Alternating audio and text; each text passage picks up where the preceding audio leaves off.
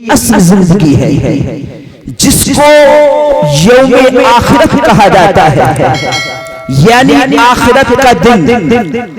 और आखिरत का दिन है कौन सा दिन? तो जहन नशीन रहे, यौम आखिरत कहते हैं कि क़यामत के रोज हर शख्स को जिंदा होकर रब की बारगाह में हाजिर होना है और अपने अमाल का हिसाब देना है।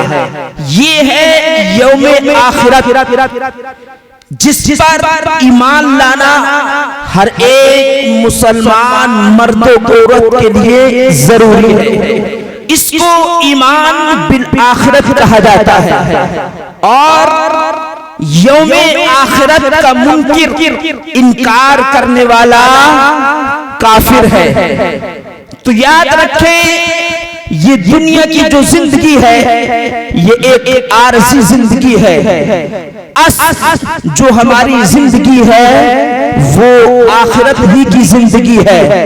और अल्लाह ने जो हमको ये दुनियावी जिंदगी जो अता फरमाई है, ये क्यों अता फरमाई है?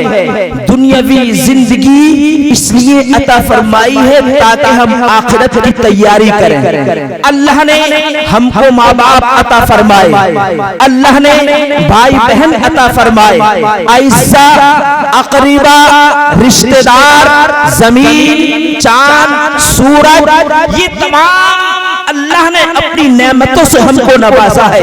अल्लाह ने ये तमाम नेमतों से हमको क्यों नवाजा है? ये दुनियावी जिंदगी अल्लाह ने हमको क्यों अता फरमाई है? तो सुनिए, अल्लाह ताला फरमाता है, अल्लज़ी खलक़ल मौता वल हया लियब्लुवकुम अय्युकुम अहसनु अमला। Who created death and the life. Allah ने मौत को पैदा फरमाया, जिंदगी को पैदा फरमाया। मौत और जिंदगी की तख्लीक अल्लाह ने क्यों की? तो आगे इसकी वजह अल्लाह ताला आगे बयान फरमाता है, लियब्लुवकुम अय्युकुम अहसनु अमला। दैट ही में अल्लाह ने मौत और जिंदगी को इसलिए पैदा फरमाया ताकि वो तुमको आजमाए। अय्युकुम अहसनु अमला, कि तुम में से अच्छे अमल वाला कौन है, बुरे अमल वाला कौन है। इसलिए अल्लाह ने मौत और जिंदगी को पैदा फरमाया। अब यहाँ पर एक नुक्ता मैं आपको बयान करता चलूं। जैसे कि आप भी जानते हैं कि पहले मौत होती है, ये जिंदगी होती है। बतलाइए, पहले जिंदगी होती है, उसके बाद मौत होती है। लेकिन अल्लाह ने इस आयत करीमा के अंदर पहले मौत को बयान फरमाया और उसके बाद जिंदगी को बयान फरमाया।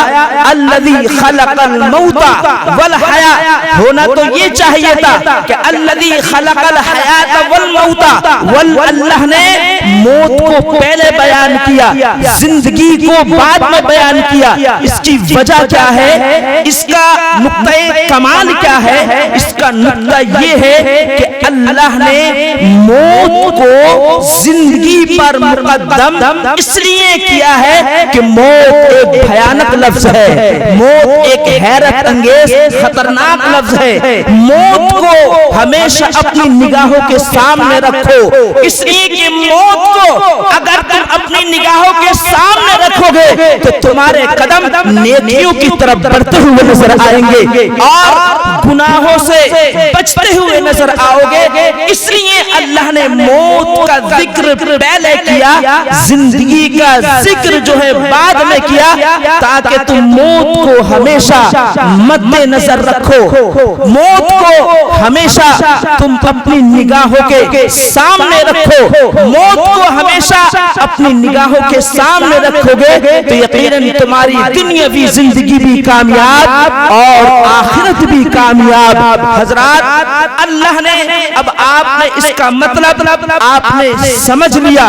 लेकिन इस दुनिया के अंदर आज का जो इंसान है वो दुनिया की रानाइयों में, दुनिया की शादाबियों में, दोनों दुनिया की रौनकों में इस तरीके से डूब गया, यानी दुनिया की मोहब्बत में आज का इंसान इस तरीके से मस्त हो गया कि भूल गया अपने माँ बाप का अदब व एहतराम, भूल गया अपने माँ बाप की ताज़ीम, भूल गया अपने माँ बाप की ताज़ीम व तकरीम। आज के इंसान के पास इस कदर दौलत हो गई कि उसको माँ बाप के साथ मिलने का टाइम ही नहीं है। आज के इंसान के पास दूसरे से मिलने का वक्त ही नहीं है।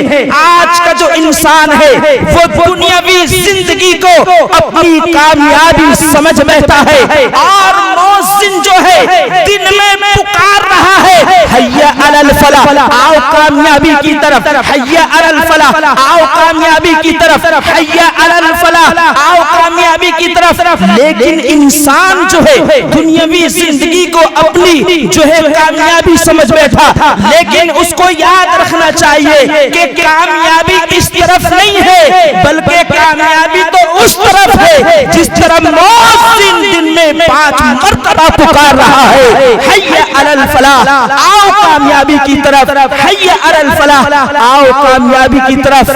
और याद रखें, औलाद अगर नेक होती है, औलाद की हम अच्छी तरीके से अगर तरबियत करें, औलाद की अच्छी तरीके से खूबसूरत तरीके से अगर हम अपने औलाद की तरबियत करें, तो याद रखें नेक औलाद जो होती है, सालेह औलाद जो होती है, वो माँ बाप की दुनिया में भी, यानी माँ बाप जब जिंदा होते हैं तो जिंदगी में भी माँ बाप की खिदमत करती है, और जब माँ बाप इस दुनिया से चले जाते हैं तो उनके चले जाने के बाद नेक औलाद तब भी माँ बाप की खिदमत इसाले सवाब की शक्ल में कर जिसे आज इसाले सवाब, ये विसाल के बाद माँ बाप के इस दुनिया से चले जाने के बाद इसाले सवाब की महफिल, ये भी एक माँ बाप की खिदमत है। हजरात, इस दौरे पुरफितन में, इस दौरे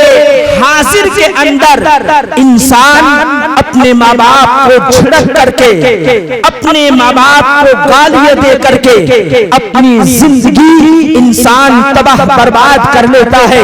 याद रखें, माँ बाप को झिड़क करके, माँ बाप की शान में तौहीन करके इंसान, आज का नौजवान अपनी जिंदगी तबाह बर्बाद कर लेता है। अफसोस, सद अफसोस, जिंदगी तबाह बर्बाद होने के बाद भी उसके दिल में माँ बाप की मोहब्बत नहीं जागती है, माँ बाप की मोहब्बत बेदार नहीं होती है। याद रखिए, हदीस सरकार फरमाते हैं, कुल्लु ज़ुनूबी युअख्खिरुल्लाहु मिन्हा मा शाअ इला यौमिल क़ियामती इल्ला उक़ूक़ुल वालिदैन, यानी ये रब की जात पर मुनहसिर है कि कुल्लु ज़ुनूबी मिन्हा मा शाअ, यानी तमाम गुनाहों की सजा अल्लाह ताला टाल दे क़यामत तक के लिए, तमाम गुनाहों की सजा अल्लाह ताला क़यामत के रोज दे।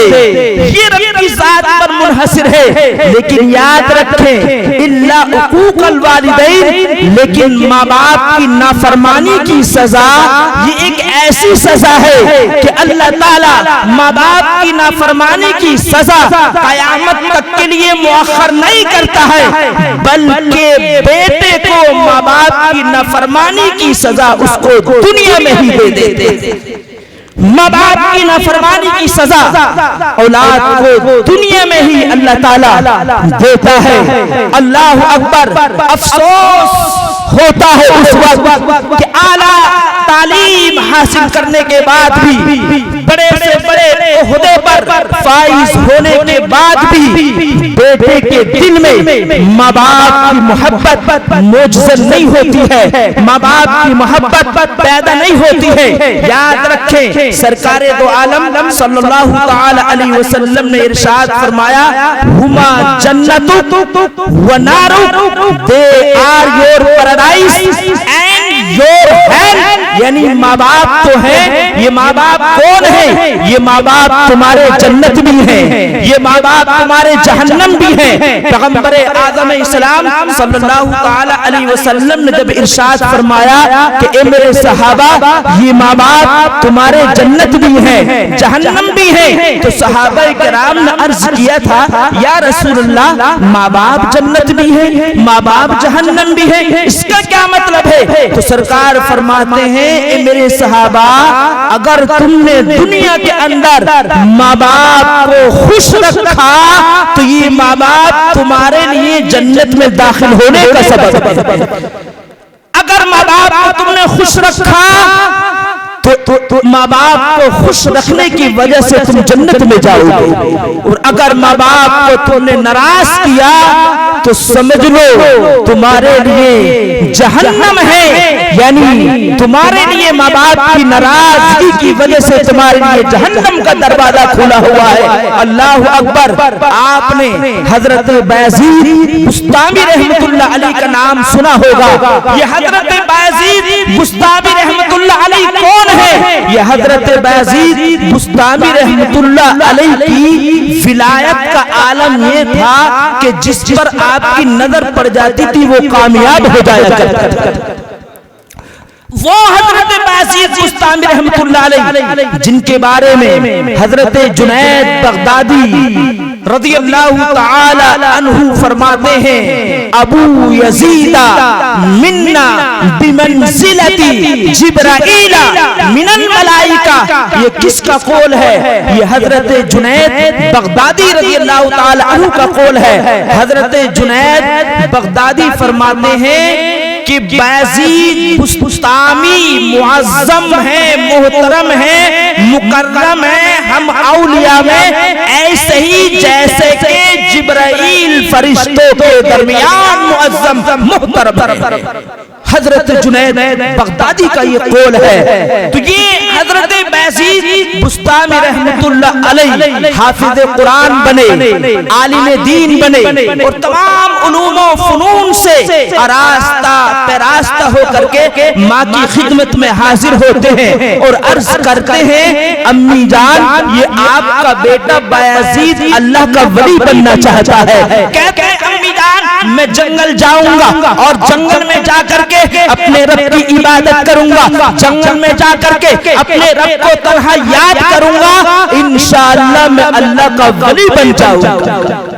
माँ ने कहा, बेटा बायजीद, इससे खुशी की, इससे बेहतर खुशी की क्या बात है कि मेरा नूरे नजर, मेरी आंखों का नूर, मेरे जिगर का टुकड़ा, मेरी आंखों का नूर, मेरी आंखों का सुरूर, मेरे जिगर का टुकड़ा, मेरा नूरे नजर, मेरा लाल अल्लाह का वली बन जाए, इससे खुशी की क्या बात है? हजरत बायजीद बुस्तामी रहमतुल्लाह अलैह ने माँ से इजाजत ली, जंगल चले गए, जंगल में जाकर के रब की इबादत कर रहे हैं। हजरत बायजीद बुस्तामी रहमतुल्लाह अलैह ने जंगल में जाकर के इबादत की। कितने साल इबादत की? 1 साल नहीं, 2 साल नहीं, 3 साल या 7 साल, 8 साल, 10 साल नहीं, 12 साल मुसलसल आप अल्लाह की इबादत करते रहे। और जब भूख लगती तो दरख्त के हरे पत्ते खाते, और प्यास लगती तो दरिया जाते और दरिया में जाकर के पानी पी लेते। 12 साल मुसलसल अल्लाह की इबादत करते रहे, 12 साल जंगल में अल्लाह को याद करते रहे, लेकिन अल्लाह का कुर्ब आपको हासिल ना हुआ। घर वापस पलटे, आधी रात का वक्त है, सन्नाटा छाया हुआ है, सारी दुनिया सो रही है, अपने घर वापस आते हैं, दरवाजे पर दस्तक देते हैं। आपकी माँ कौन सी माँ थी? आपकी माँ भी इस दौरे हाजिर जैसी मॉडर्न माँ नहीं थी। आपकी माँ भी वो माँ थी कि जिनकी रात नमाज़े तहज्जुद में गुजरा करती थी, जिनकी रात तिलावत कुरान में गुजरा करती थी, जिनकी रात औराद व वज़ाइफ में गुजरा करती थी, जिनकी रात इबादत और रियाजत में गुजरा वो थी आपकी माँ। आधी रात का वक्त है, सन्नाटा छाया हुआ है और आप नमाज़े तहज्जुद के लिए वुज़ू कर रही है। सुभान अल्लाह। जैसे ही दरवाजे पर दस्तक दी, बेटे को खुशबू से पहचान लिया। कहती है बेटा बायजीद तू आ गया? कहते हाँ अम्मी जान मैं आ गया। आपकी माँ ने दरवाजा खोला, अपनी माँ के सीने से लग गए, आंखें अश्कबार हैं, ज़ारों की तार रोने लगे और अर्ज करते हैं अम्मी जान मैं 12 साल और आप आए तो ऐसी हालत में है। अल्लाह अकबर। जब आपकी माँ ने देखा तो कहती है बेटा मेरे लाल ये तूने अपनी कैसी हालत बना रखी है, ये देख तेरी जुल्फें कितनी बड़ी हो गई है, तेरे बाल कितने बिखर गए हैं और तेरे कपड़े बोसीदा होकर के फट गए हैं, ये तूने कैसी हालत बना रखी है। तो कहते हैं अम्मी जान मैं 12 साल अपने रब की इबादत करता रहा, 12 साल मैं अल्लाह को याद करता रहा ताकि मैं अल्लाह का वली बन जाऊं, लेकिन मुझे अल्लाह का कुर्ब हासिल ना हो सका। अल्लाह अकबर। माँ ने बायजीद बुस्तामी को सीने से लगाया और कहती है बेटा तू घबरा मती, रो मती, रब की रहमत जो है बहुत वसी है। उसके बाद आपकी वालिदा ने मुसल्ला बिछाया, 2 रकात नफिल नमाज अदा की। 2 रकात नफिल नमाज अदा करने के बाद अपने दोनों हाथ रब की बारगाह में उठाए और अर्ज करती हैं कि ए मेरे मौला, ए मेरे परवरदिगार, तू मेरे बेटे बायजीद बुस्तामी को उसकी इबादत और रियाजत की वजह से नहीं, मेरी बूढ़ी यानी मेरे हाथों की दुआ की वजह से तू मेरे बेटे को अपना वली बना दे। इधर आपकी माँ ने, इधर आपकी माँ दुआ करती है और इधर हजरत बायजीद बुस्तामी रहमतुल्लाह अलैह अल्लाह के वली कामिल बन जाते।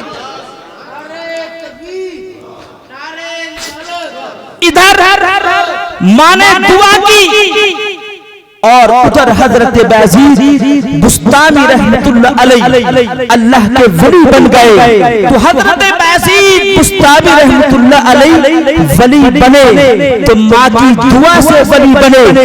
लेकिन आज इस दौरे हाजिर के अंदर हम साइंटिस्ट बन जाएं या आईपीएस ऑफिसर बन जाएं या हाफिज कुरान बन जाएं या आलिम दीन बन जाएं या मास्टर बन जाएं या इंजीनियर बन जाएं, तो हमारी सोच जो होती है, हमारी सोच ये होती है, हम ये कहते हुए नजर आते हैं कि हम जो साइंटिस्ट बने हैं या हम जो इंजीनियर बने हैं ये अपनी मेहनत से बने हैं, हम जो हाफिज कुरान बने हैं अपनी कद्दो काबिज से बने हैं या आलिम मुफ्ती बने हैं ये अपनी मेहनत से बने हैं, हम ये कहते हुए नजर आते हैं। लेकिन याद रखो आज तुम जो आला ओहदों पर जो फाइज हो, आज जो हाफिज कुरान हो या आलिम दीन हो या फाजिल मदीन हो या इंजीनियर मास्टर हो, याद रखो ये वो दुआएं हैं जो तुम्हारी माएं दूध पिलाने के वक्त ये कहा करती थी कि ए मेरे मौला मेरे बेटे को इंजीनियर बना देना, मेरे मौला मेरे बेटे को मास्टर बना देना, मेरे बेटे को हाफिज कुरान बना देना, आलिम दीन बना देना। ये माँ की गोद की दुआएं हैं जो तुम्हारे हक में दूध पिलाने के वक्त तुम्हारी माँ ने की थी। ये वही वो यानी गोद की दुआएं हैं आज जो तुम्हारे हक में कबूल हो गई है और आज तुम भी कामयाब हो गए हो, तुम्हारी जिंदगी भी कामयाब हो गई। तो ये हजरत बायजीद बुस्तामी रहमतुल्लाह अलैह की जिंदगी की एक झलक थी। रब कदीर की बारगाह में दुआ गो कि अल्लाह ताला हम सबको अपने माँ बाप की इज्जत, अपने माँ बाप की ताज़ीम और तकरीम करने की तौफीक रफीक अता फरमाए। जो मैंने आयत करीमा तिलावत की थी, इजाजत हो तो उस आयत करीमा की तशरीह मुख्तसर अल्फाज में और कर दूं, इजाजत है तो दोनों हाथों को फज़ा में बुलंद करके कहो या रसूल अल्लाह।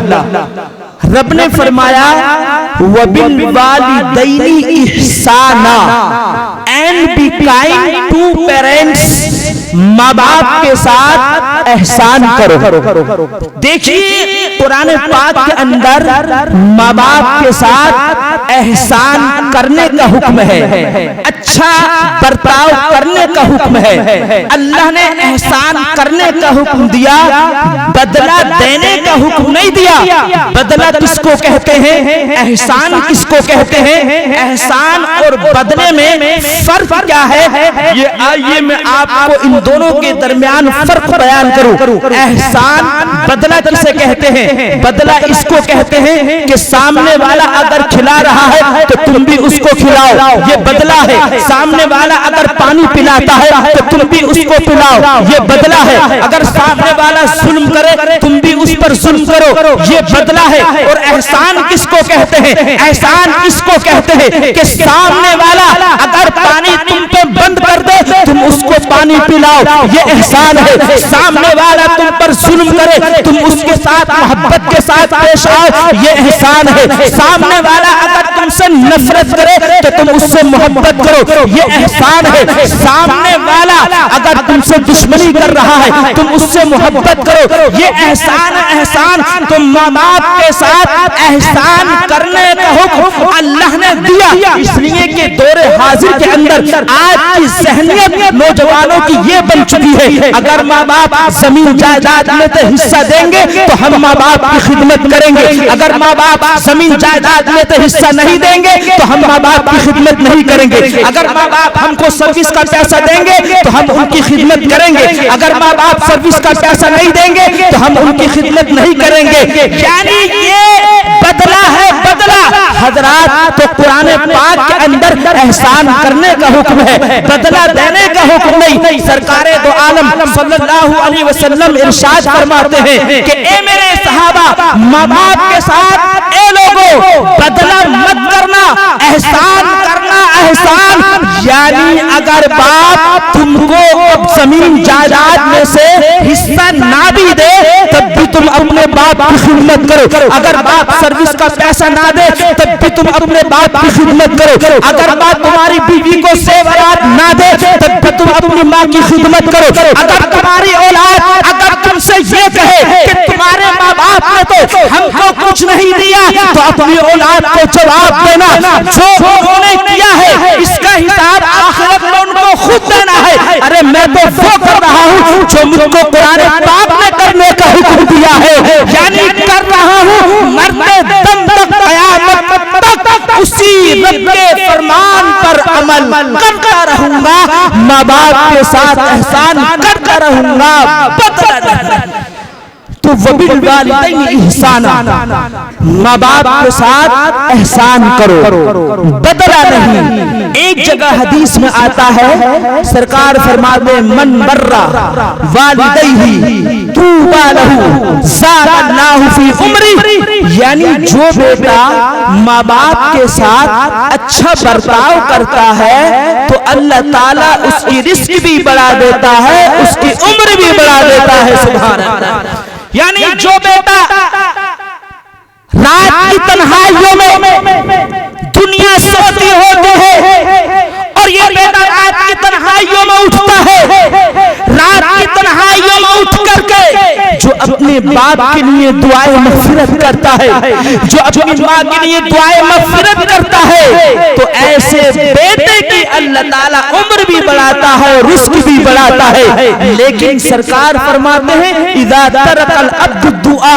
लिल वालिदैनि फ़इन्नहु यनक़तिउ अन्हु रिस्क, लेकिन जो बेटा अपने माँ बाप को भूल जाता है, जो बेटा अपने माँ बाप के हक में दुआ करना छोड़ देता है, फ़इन्नहु यनक़तिउ अन्हु रिस्क, तो उसकी रिस्क से बरकत जो है मुनक़ती यानी खत्म हो जाती है। अल्लाहु अकबर।